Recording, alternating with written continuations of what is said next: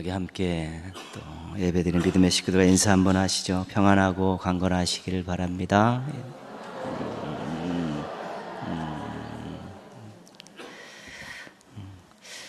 이번 주 요절은 우리 빌레몬서 7절 말씀입니다. 한 절인데요.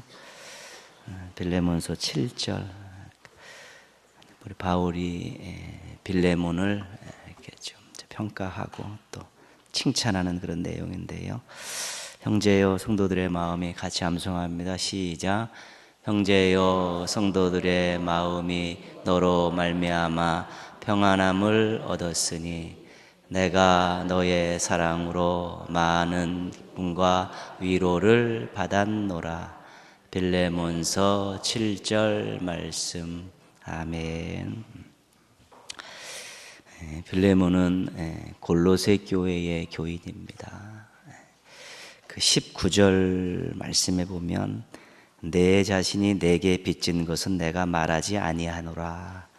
이 말에 근거해 볼 때 이제 사도 바울이 복음을 전해서 이제는 신앙에 입문하게 된 그런 사람입니다. 1절에서는 바울은 빌레몬을 우리의 사랑을 받은 자요 동역자다 그렇게 말하고 있습니다. 그래서 복음을 받고 지금 바울과 동역할 정도로 신앙이 성숙한 지도자가 된 사람입니다.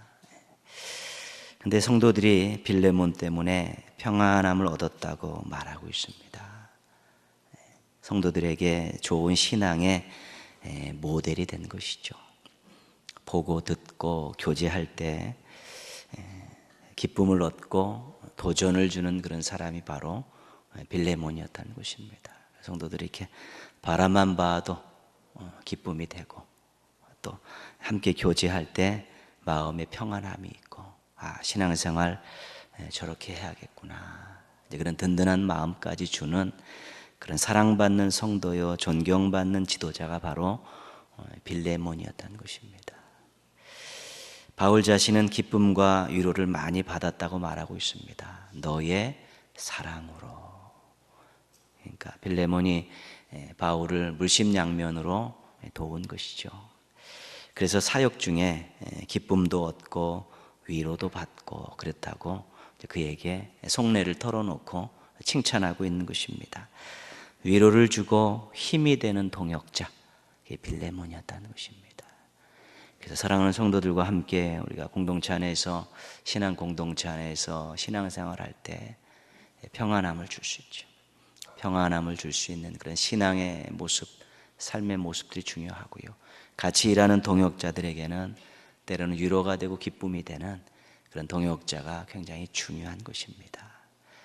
우리가 너희는 세상의 빛과 소금이다라고 말씀하셨을 때 이 빛과 소금은 영향력을 말하는 것입니다.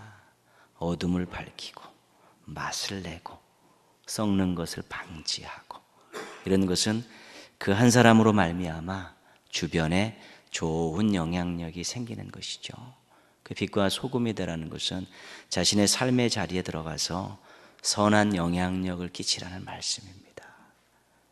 악한 영향력은 절대 안 되는 것이고요. 본인이 있는 삶의 자리에서 주변에 있는 사람들과 또 공동체에 평안함도 주고 위로도 주고 기쁨도 줄 수 있는 그런 삶과 신앙의 모습들을 간직하라는 그런 말씀입니다. 항상 자신으로 신앙생활이 끝나버리면 안 됩니다. 신앙생활은 자신에서 끝나는 게 아닙니다. 이스라엘이 하나님으로부터 엄청난 특권을 부여받았고 엄청난 사랑과 복을 받았는데 우리 민족만이다는 그런 울타리 안에 딱 갇혔을 때 하나님께서 그들을 구원의 통로에서 제외시켜 버렸습니다. 신앙 자체는 항상 하나님 주신 은혜와 사랑과 복 이런 것들을 주변에 있는 사람들과 세상으로 흘려보낼 수 있어야 되는 것입니다. 나로 인해서 내 주변에 있는 사람이 행복해지고 내가 받은 복을 다른 사람과 함께 나누고 나 때문에 사람들과 공동체가 행복해지는 것 이런 것들을 꿈꾸는 것이 신앙이고 그게 빛과 소금의 사명을 잘 감당하는 것입니다. 그래서 우리는 우리 혼자만 끝나는 인생이 아닙니다. 내가 예수 믿고 구원받아 천국 간다 그걸로 끝나는 것이 아니라는 것입니다. 내가 예수 믿고 천국 가는데 이 땅을 살아가는 동안에 하나님께 받은 엄청난 은혜와 사랑과 복을 주변 사람들과 공동체와 세상에 마음껏 흘리면서 산다. 하나님이 주신 것, 거저 주신 것 나누면서 살고 또 더불어 살아간다라는 그런 삶의 태도를 가지게 될 때 내가 예수 믿고 천국 가는 것으로 끝나는 것이 아니라 예수 믿고 멋지게 살다가 천국 가는 것입니다. 근데 예수 믿고 천국 가는 게 신앙생활의 전부인 줄 알았다가는 큰 코 다칩니다. 그거는 성경적인 인생이 아닙니다. 성경적인 인생은 내가 예수 믿고 구원 받았는데 하나님 나라 가기 전까지 내가 영향력 있는 삶을 사는 것이고 사람을 행복하게 하고 축복의 통로로 사는 것이고요. 거저받고 거저 얻은 것들 마음껏 베풀며 살아가는 것이고 하나님이 나에게 위임하신 모든 것들 주님의 것들을 사용해서 멋지게 주님 영광을 위해 주님 사랑을 증거하며 살아가는 것, 그것이 바로 우리 신앙인들이라는 것입니다. 빌레몬이라는 그 골로새 교회의 지도자가 성도들에게도 또 교회 공동체에게도 또 사도 바울의 그 일행에게도 엄청나게 많은 영향력을 끼치며 사는 것입니다. 그래서 그 사람 때문에 평안함을 얻고 그 사람 때문에 위로를 받고 그 사람 때문에 기쁨을 얻은 사람이 많았다, 이렇게 소개하고 있는 것입니다. 우리가 받은 은혜와 사랑과 복을 잘 누리십시오, 감사하면서. 그러나 자신의 인생 안에서 자신의 가정 안에서 멈추게 해서는 안 됩니다. 자신의 인생의 울타리를 넘어서 가정의 울타리를 넘어서 우리가 주변에 있는 사람과 세상으로 흘려보낼 때만이 그것이 진짜 가치 있는 것이 되고 그 인생과 그 가정이 정말 하나님 쓰시기에 좋은 인생과 가정이 될 수 있는 것입니다. 빛과 소금의 사명 잘 감당하고 선한 영향력을 끼치며 살아가는 우리 멋진 성도들과 또 여러분의 가정과 주의 몸된 교회 되시기를 주님의 이름으로 축복합니다. 아멘. 오늘 말씀에 나오는 여인은 현장에서 잡힌 음행한 여인입니다. 사람들에게 지금 최고의 수치와 모욕을 당하고 있습니다. 잡혀와가지고 대충 걸치고 나오지 않았습니까? 사람들이 다 둘러서 있으니까 얼마나 최고의 수치, 인생 최고의 수치를 당하고 있죠. 돌로 쳐서 죽임을 당할 그런 상황이 있습니다. 이제 말 한마디만 떨어지면 돌들이 날라와서 그 여인을 죽일 수밖에 없는 상황입니다. 그런데 수치를 면하게 되었습니다. 죽음도 면하게 되었습니다. 아무 일도 없었던 듯 다시 일상으로 돌아가게 되었습니다. 어떻게 이런 일이 일어날 수 있었습니까? 최고의 수치를 당하고 죽임을 당할 수 있었던 그 여인이 수치도 모면하고 죽음도 모면하고 다시 일상의 삶으로 돌아가게 됐다는 것이죠. 이 여인이 예수님을 만났기 때문에 가능했던 일입니다. 예수님과의 만남도 실은 극적인 것입니다. 현장에서 잡혔으면 현장에서 돌에 맞아 죽었어야 했습니다. 그런데 서기관들과 바리새인들이 이 여인을 바로 죽이지 않고 예수님께 끌고 왔습니다. 이 여인을 이용해서 예수님을 시험하고 궁지에 모르려고 데리고 온 것입니다. 그래서 예수님 만나게 되었고 이 여인이 수치를 면하고 죽음도 면하게 된 것입니다. 세상적인 말로 하면 억세게 운이 좋은 여인입니다. 근데 신앙적으로 이야기하면 풍성한 은혜를 받은 여인입니다. 바로 처단할 수 있었던 상황인데 예수님 궁지에 몰려고 그 여인을 데리고 온 것이죠. 그러다가 그것이 예수님과의 만남을 통해서 이 여인이 수치와 죽음을 면하고 일상의 삶으로 돌아가게 됐다는 것입니다. 이 풍성한 여인의 주인공은 여인만 아닙니다. 실은 우리들도 이 구원에 있어서는 은혜 받은 사람들입니다. 어떻게 예수님을 만났는지 각자의 이야기들은 다 다를 수 있지만 정말 조금만 늦었더라면, 그 사람 만나지 못했더라면, 이 가정에서 태어나지 못했더라면 운명이 어떻게 바뀔지 모르는 것입니다.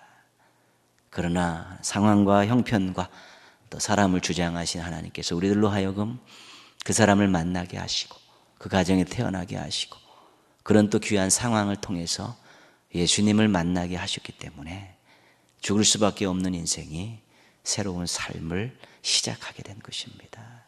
이 여인의 운명이 우리들의 운명입니다. 예수님을 만나서 구원받은 것에 있어서는 똑같은 것입니다. 그래서 감사할 수밖에 없습니다. 그래서 사랑할 수밖에 없습니다. 그래서 주님 뜻대로 살 수밖에 없는 것입니다.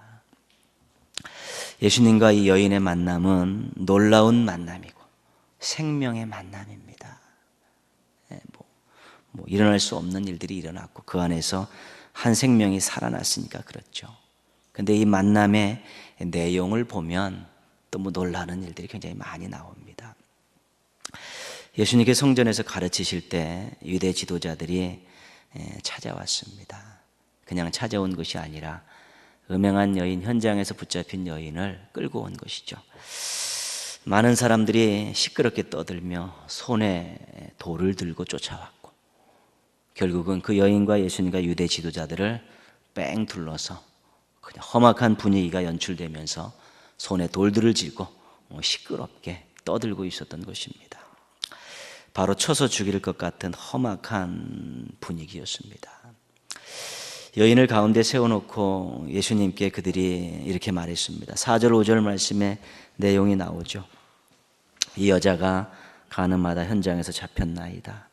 모세는 율법에 이러한 여자를 돌로 치라 명하였거니와 선생은 어떻게 말하겠나이까. 이 사건은 돌로 쳐 죽여야 될 사건입니다. 율법대로 하면. 그런데 유대 지도자들이 그걸 알고 있습니다. 실은 돌을 들고 쫓아온 그 추종자들도 다 알고 있습니다.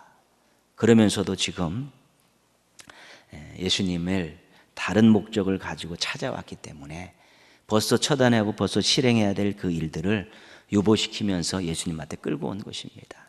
6절에 그 이유가 나와 있습니다.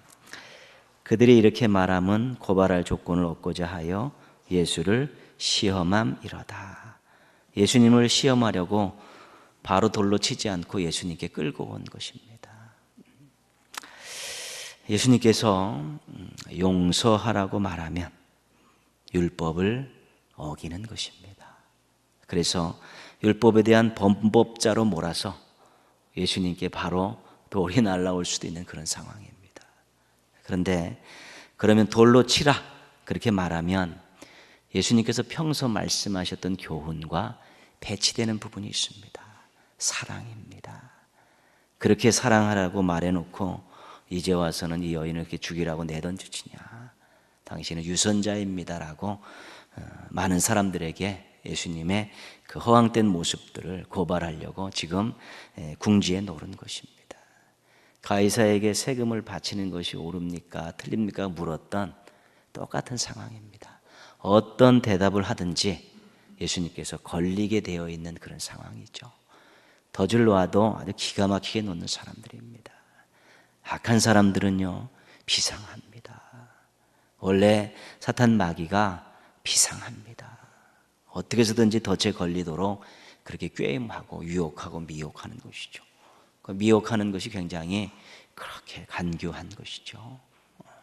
이렇게 해도 저렇게 해도 다 걸리게끔 그렇게 지금 덫을 놓고 있는 것이죠. 위기 상황입니다. 근데 이 험악한 분위기에서 시험하다는 의도를 가지고 있는 그 사람들 앞에서 예수님께서는 침묵하십니다. 그리고 6절 말씀에 보시면요, 예수께서 몸을 굽히사 손가락으로 땅에 쓰시니, 대답은 하지 않고 땅바닥에다가 글씨를 쓰시죠. 무엇을 쓰셨는지는 성경에 기록되지 않았습니다. 그거 있었으면 우리가 말씀을 이해하는데 참 좋았을 텐데 없습니다. 그러면서 예수님께서 그들이 자꾸 대답을 독촉을 하자 일어나서 7절에 이렇게 말씀하시죠. 너희 중에 죄 없는 자가 먼저 돌로 치라. 전혀 예상치 못했던 대답입니다. 독촉하는 자들의 질문에 대한 정확한 대답이 아닙니다. 치라 말라의 그런 문제가 아니라 자신을 돌아보게 하는 그런 대답이었습니다. 허를 찌르는 대답을 하신 것이죠. 반박할 수도 없고 다시 물을 수도 없는 그런 한마디 말씀을 딱 던진 것입니다. 그리고 8절에 오시면 다시 몸을 굽혀 손가락으로 땅에 쓰시니, 그리고 또 소개되지 않은 내용을 땅에 쓰셨습니다. 예수님께서 이 여인을 돌로 쳐 죽여야 됩니까? 말아야 됩니까? 라고 험악한 분위기 속에서 막 대답을 독촉하시는데, 땅에 글씨 2번 쓰시고 너희 중에 죄 없는 자가 먼저 돌로 치라 한 말씀 딱 하셨습니다. 땅에 글씨 쓴 것이 도대체 무슨 효과가 있고 그 말씀 한마디가 무슨 효과가 있을까? 별것 한 일 없으신 것 같습니다. 그런데 결과는 놀라운 결과가 나왔습니다. 9절 말씀 같이 한번 읽겠습니다. 그들이 이 말씀을 듣고 양심의 가책을 느껴 어른으로 시작하여 젊은이까지 하나씩 하나씩 나가고 오직 예수와 그 가운데 섰는 여자만 남았더라. 그죠? 여인을 욕하고 정죄하고 돌로 쳐 죽일 기세를 가지고 있던 그 사람들이 다 돌아가 버렸다는 것입니다. 언제 그런 일이 있었냐는 듯 예수님과 그 여인만 덩그러니 남아 있는 것입니다. 이 원인과 결과가 과연 이해할 수 있는 것인가? 땅바닥에 글씨 몇 글자 쓰시고 너희 중에 먼저 죄 없는 자가 돌로 치라고 말씀하신 게 전부인데, 그 기세등등했던 돌을 쳐 죽일 기세를 가지고 있던 이 폭력 같은 폭력을 행사할 만한 그런 군중들이 다 돌아갔다는 것이 이해가 되냐는 것이죠. 반은 돌아가고 반은 여전히 남아있을 수도 있는 것이고요. 개 중에 또 한두 명은 끝까지 악다구리 부리면서 남아있을 수 있는 것인데 한 명도 빠짐없이 다 돌아갔다는 것입니다. 이런 것이 놀라운 일인 것이죠. 어떻게 이런 일이 일어날 수 있었을까요? 예수님의 땅에 쓴 그 글씨와 말씀 한마디가 사람들을 완전히 바꾸어 놓으신 것입니다. 양심의 가책을 느꼈다는 것은 자신들도 죄인이라는 것을 느꼈다는 것입니다. 죄의 내용만 다르지 음행한 여인과 같은 죄인이라는 것을 깨달았다는 것입니다. 그러니까 예수님의 말씀 한마디의 유력, 또 땅에 무슨 내용을 쓰셨는지는 모르지만 그 쓰신 글자, 그 유력이 사람들로 하여금 나도 죄인이구나, 나도 저 여인과 버금가는 그런 죄인이구나, 내가 저 죄인인 여인을 돌로 칠 자격이 없구나, 이런 것들을 느끼게 했고 결국은 다 돌아가게 했다는 것입니다. 말씀 한마디의 유력이 그 정도로 대단했다는 것이죠. 개인적으로 자신들의 죄를 깨달을 수 있습니다. 이것은 성령님의 역사이고요, 또 은혜입니다. 근데 이 사람들이 도대체 어떤 글씨를 보고 왔길래 그렇게 죄책감을 가지고 돌아갈 수 있을까? 그 내용은 나와 있지 않지만요, 그 글씨 쓰신 내용이 어떤 내용이었을 것이라 그래서 밑에다가 성경에서 레위기 20장 10절과 신명기 22장 22절을 거기 이렇게 난해주에다가 이렇게 넣어놨습니다.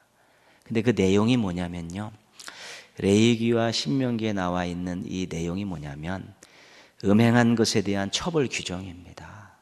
만약에 남자와 여자가 유부남 유부녀입니다. 음행을 하면 둘 다 죽여야 된다는 것입니다.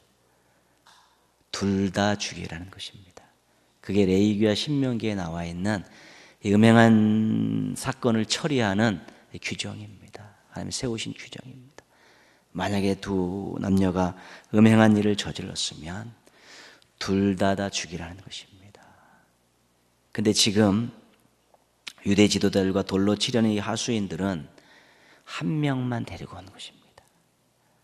이 여인만 데리고 온 것입니다. 그들 스스로 율법을 어긴 죄인의 모습으로 지금 돌을 들고 있는 것입니다. 여인만 향해 돌을 드는 그것이 죄인의 모습입니다. 다른 계획을 가지고 돌로 여인을 죽이려고 했던 그 마음이 죄인의 마음이었습니다. 작당을 하고 한 덩어리가 되어서 악을 꾀한 것이 죄인의 모습이었습니다. 예수님이 구구이 설명할 수 있죠. 너희들이 하는 이것이 율법에 어긋나는 것이다. 어떻게 너희들 한 여인만, 이 여인만 돌로 치려고 하느냐. 또 율법을 집행함에 있어서 어제 사사로운 마음을 가지고 음흉한 흉계를 꾸미고 율법을 집행하려고 하느냐. 또 약한 일에 모두가 다 한 덩어리가 되어서 어떻게 악을 공동으로 그렇게 집행하려고 하느냐. 이런 것을 그냥 일일이 다 열거하지 않으시고 무언가를 땅에 쓰셨는데, 그리고 나서 그 사람들이 그걸 봤을 때 너희 중에 죄 없는 자가 먼저 돌로 치라 말씀하셨을 때 그들의 마음속에 나도 죄인이구나, 우리가 작당해서 모두가 다 죄를 짓고 있구나를 모조리 깨달을 수 있게 하셨다는 것입니다. 그래서 그들이 어쩔 수 없이 돌을 내어놓을 수밖에 없었고 부끄러워서 돌아갈 수밖에 없었다는 것입니다. 무슨 글씨를 쓰셨는지는 모릅니다. 그러나 그 글씨와 한마디 말이 본인들이 얼마나 부끄러운 짓을 하고 있는가, 그것을 깨닫는 엄청난 힘이 되었고, 물론 성령님께서 역사하신 부분이 반드시 있었을 것입니다. 그래서 상황이 지금 종료되고 있는 것입니다. 예수님께서 처음에 침묵하시면서 땅에 글씨를 쓰신 것은 지혜로운 행동이시죠. 막 지금 이들이 막 살기등등해갖고 돌로 치려는 막 그러한 분위기인데 땅에 돌로 뭘 쓰시니까 다 집중되지 않습니까? 조용히. 그리고 무언가를 쓰시고 말씀 한마디 하고 또 무언가를 쓰셨을 때 그들이 그 말씀을 집중하고 말씀을 들으면서 자신을 돌아볼 수 있는 기회를 얻고 나도 죄인이구나, 우리가 죄인이구나 느끼고 돌을 내려놓고 다 돌아가게 하셨다는 것입니다. 예수님의 그런 지혜로운 행동, 또 예수님의 그런 말씀의 능력, 이런 것들이 이 상황을 종료시킨 것입니다. 우리는 오늘 이 말씀 속에서요, 예수님을 본받으려는 그런 시도는 하지 않으려고 합니다. 우리에게서 너무 엄청난 것이기 때문에요. 우리가 글씨 하나 썼다고 또 말 한마디 했다고 뭐 이런 일들이 해결될 수는 없지요. 첫 번째, 우리는 이 죄를 짓는 이 모습들을 한번 살펴보려고 합니다. 죄를 깨닫는 것은 은혜입니다. 죄를 죄로 여기지 않으면 깨닫지 못합니다. 그리고 강팍해지면 깨닫지 못합니다. 죄를 깨닫지 못하면 어떤 일이 일어나냐면 죄를 짓게 되는 것입니다. 죄를 깨닫는 것이 은혜입니다. 잘못한 사람들을 편애해서 한쪽만 몰아붙이는 것은 옳지 않습니다. 당시의 사회가 남자 여자가 차별받는 사회였기 때문에 또 가능한 일들이고요. 요즘에도요, 또 있는 자와 없는 자로 인해서 또 어떤 위치에 있느냐에 따라서 법을 대하는 잣대가 달라지고 있습니다. 이런 것들은 전부 죄악입니다. 편견, 차별, 이런 것들은 신앙적으로 버려야 될 것들입니다. 인간적인 조건들을 가지고 사람들을 구분해 놓고 불이익을 주고 또 더 안 좋게 평가하는 이런 일들은 정말 부끄러운 일들입니다. 덫을 놓고 함정을 파서 사람들을 유인하는 것은 옳지 않습니다. 음모, 수작은 신앙인들이 품지 말아야 될 계획들입니다. 어떤 죄에 고의성이 들어가면 그것은 죄악입니다. 실수로 할 수 있습니다. 때로는 또 연약해서 순간적으로 할 수도 있지만요, 이것을 계획해서 하면 그것은 죄악입니다. 엄청난 죄악입니다. 이스라엘 백성들에게 땅을 분배해주고 6개의 도피성을 만들게 했습니다. 그 도피성은 고의로 죄를 지은 사람을 죽인 자는 절대 들어갈 수 없습니다. 그 사람은 반드시 처벌을 받아야 되는데 실수로 사람을 죽인 사람들은 그 도피성으로, 가까운 도피성으로 피하게 했습니다. 그래서 실수했기 때문에 거기서 보호받을 수 있는 장치를 하나님께서 만드셨죠. 그러나 고의적으로 한 사람은 절대로 없습니다. 그게.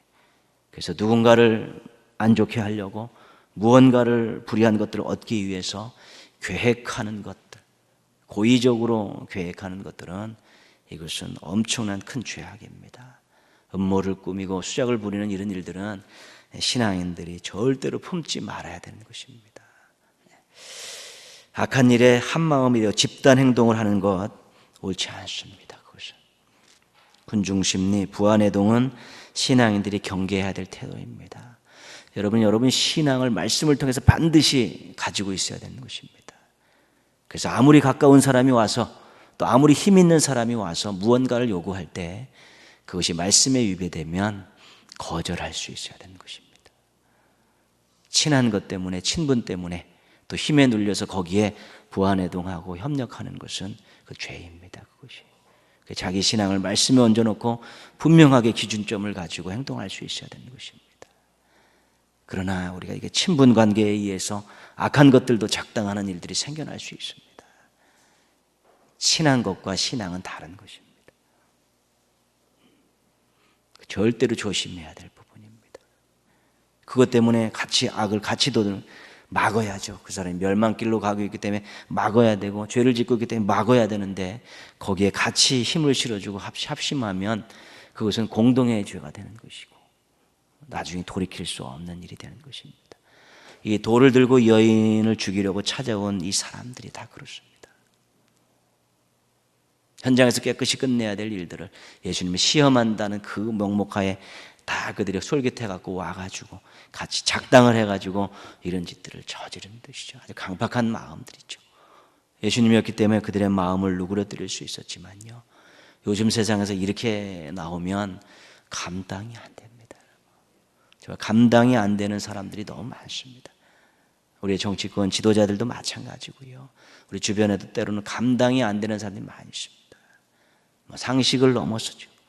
상식적으로 이해하기 안 되는데 말씀적으로 이해하기가 되겠습니까? 그런 일들이 굉장히 많습니다. 죄를 죄로 여기지 않고 방치하면 마음이 돌같이 굳어지게 되는 것입니다. 그때는 설득이 안 됩니다. 그때는 막 죄로 치닫는 그런 엉터리 삶이 나올 수밖에 없게 되는 것입니다. 그래서 항상 우리 조심해야 됩니다. 죄는 그때그때 해결하라고 해결하는 선물을 주신 것입니다. 그때그때 해결하고 털어야지, 이것을 그냥 먼지 싸듯이 계속 쌓아놓고 있고 또 죄를 죄로 여기지 않고 있으면 나중에는 고의적인 죄까지 나가게 되어 있습니다. 그러면 정말 하나님 앞에 죄악을 저지르는 것이고요, 돌이킬 수 없는 일들이 생겨나기도 하는 것입니다. 시편 1편 1절에 이렇게 말합니다. 복 있는 사람은 악인들의 꾀를 따르지 아니하며 죄인들의 길에 서지 아니하며 오만한 자리에 앉지 아니하고. 그렇죠? 악인들의 꾀를 따르는, 그들이 세워놓은 잘못된 그런 음모들, 계획들을 따르지 않는다는 것입니다. 죄인들과 같이 같은 길을 걸어가지 않는다는 것입니다. 나중에는 오만한 자의 자리에 딱 앉아서 아무 일 없었던 듯이, 죄를 져놓고도 아무 일 없던 듯이 그렇게 앉아있지 않는다는 것입니다. 복 있는 사람은요. 근데 복 있는 사람이 어떤 사람인가 하면 여호와의 율법을 즐거워하여 그 율법을 주야로 묵상하는 자로다. 그래서 말씀에 근거해서 기준을 잘 정해놓고 신앙을 건강하게 잘 할 때 사람들의 그런 마을 유혹에 넘어가지 않고요, 그들과 동행하지 않고요, 오만한 자의 자리에 딱 앉아서 모든 악행을 저지르는 그런 악의 온상이 되지 않는다는 것입니다. 죄를 분별할 수 있는 분별력을 위해서 기도하십시오. 함께 죄를 분별할 수 있게 해주십시오. 분별할 수 있어야 됩니다. 죄를 죄로 여길 수 있는 민감성을 위해서 노력하십시오. 죄에 대한 부분들이 딱 오면 막 심장이 벌렁벌렁 한다든가요, 뭐 얼굴이 빨개진다든가요, 나름대로 온몸에 찌릿찌릿 전기가 온다든가, 그런 장치락도 하나 있으면 얼마나 좋습니까? 정말 내 영혼이 답답해 죽겠습니다, 이걸 생각하고 이것을 답답해 가슴이 터질 것 같습니다라는 그런 무언가 민감한 장치들이 있어야 된다는 것입니다. 똥이 된장인지 모르고 그냥 그런 것이 안 된다는 것입니다. 분별력을 주십시오. 민감성을 주십시오. 기도하면서 있어야지. 분별할 수 있고 민감하게 확인할 수 있어야만이 거부할 수 있는 것입니다. 거절할 수 있는 것입니다. 아니기 때문에 거절해야 되는 것이죠. 아니기 때문에 거절할 수 있어야 되는 것입니다. 죄 때문에 반드시 수치당하게 되어 있습니다. 죄 때문에 반드시 주변 사람들과 공동체를 힘들게 할 수밖에 없습니다. 그것보다 더 심각한 것은요, 본인의 신앙과 삶이 엉망진창이 되어버리는 것입니다. 죄의 싹은 사망이라는 말씀은 뭐냐면 하나님과의 관계에 문제가 생긴다는 것입니다. 하나님과의 관계가 떨어진다는 것입니다. 포도나무에서 가지가 떨어지듯이 떨어진다는 것입니다. 하나님과 무관한 삶을 산다는 것입니다. 하나님과 무관한 삶을 살았는데 세상 것 다 가지고 있으면 그 인생이 행복한 인생입니까? 가장 불쌍한 인생이지요. 사람들로부터 인정받고 사랑받고 칭찬받는 부러움을 사는데 하나님과 떨어진 인생이 무언가 있습니까? 얼마 못 가서 문제가 생기는 인생일 수밖에 없습니다. 그래서 항상 죄를 분별하고 죄에 대해서 민감하고 죄를 거절할 수 있는 그런 말씀 중심의 신앙을 잘 간직하게 될 때 의의 길을 따라갈 수 있고 하나님과 동행할 수 있고 선한 영향력을 끼칠 수 있는 삶을 살아갈 수 있게 되는 것입니다. 죄 때문에 수치당하고 죄 때문에 사람들과 공동체를 힘들지 않게 하고 죄를 넘어서서 정말 하나님과 사람들을 기쁘게 하는 성도들 되기를 주님의 이름으로 부탁드리겠습니다. 홀로 남은 여인과 예수님의 대화입니다. 여자여, 너를 고발하던 그들이 어디 있느냐? 너를 정죄한 자가 없느냐? 주님, 아무도 없습니다. 나도 너를 정죄하지 아니하노니 가서 다시는 죄를 범하지 말라. 그렇죠? 예수님께서 이 여인의 짐을 벗겨주시죠. 죄의 짐을 벗겨주십니다. 여전히 지금 그 가운데 서 있어 수치스럽게 서 있고 사람들이 다 갔어도 이 여인은 여전히 자신이 죄인이라는 걸 떨쳐버릴 수 없습니다. 너를 정죄하던 자리 다 돌아갔다. 나도 너를 정죄하지 않겠다. 그 죄의 용서를 선언하시며 죄의 짐을 벗겨주시는 것이죠. 그러면서 한 가지 주시는 말씀이 뭐냐면 가서 다시는 죄를 범하지 말라. 다시는 옛날처럼 살지 말라. 이제 죄의 짐을 벗었으니까 이제 새로운 삶을 살아라. 새로운 인생의 길을 주께서 열어주시는 것입니다. 회개는 짐을 더는 것입니다. 우리가 지은 죄를 주님께서 용서해 주시면서 대신 가져가신 것입니다. 감사한 일이죠. 근데 회개는 또 한 가지 새로운 삶을 시작하는 것입니다. 그 죄 때문에 수치당할 인생이 그 용서해 주셨기 때문에 이제는 다시는 그런 삶을 살지 않겠다는 새로운 발걸음을 내딛는 것이고 새로운 마음을 품고 자신의 삶의 자리로 돌아가는 것입니다. 우리 모두가 예수님의 십자가로 죄의 짐을 벗은 인생들이고요. 우리가 삶을 살다가 정말 죄를 지었을 때도 회개함을 통해서 용서받고 사는 인생들입니다. 항상 죄의 짐을 벗겨주셨을 때, 죄의 회개해서 용서해 주셨을 때는 항상 우리가 새로운 마음들을 갖고 아주 확실한 마음들을 갖고 다시는 그렇게 살지 않겠다라고 또 다짐해야 되는 것이고요. 그런 상황이 또 왔을 때는 머리를 짓져가면서 정말 몸부림치면서 버텨낼 수 있어야 되는 것입니다. 그렇게 될 때 죄를 한 가지씩 극복해 나가면서 우리 신앙이 성숙해지는 것이고 우리 삶이 아름다워지는 것입니다. 죄를 이기지 않고는 성숙이 없습니다. 죄를 이기지 않고는 아름다운 삶이 만들어지지 않습니다. 맨날 똑같은 것에 걸려 넘어지면 늘 그 모양 그 꼴입니다. 자신이 한심하게 생각할 수밖에 없습니다. 그러나 한 가지를 넘어섰습니다. 또 한 가지를 이겨냈습니다. 그러면서 신앙이 성장하고 삶이 아름다워지고요. 놀라운 변화의 역사들이 생겨나면서 정말 살맛나는 인생이 되어지고 또 주님과 동행하는 기쁨을 맛보며 살아갈 수 있게 되는 것입니다. 시기하는 마음 잘 한번 다스려 보시면 사람들이 다르게 보이죠. 경쟁자가 아니라 동역자로 보이지 않습니까?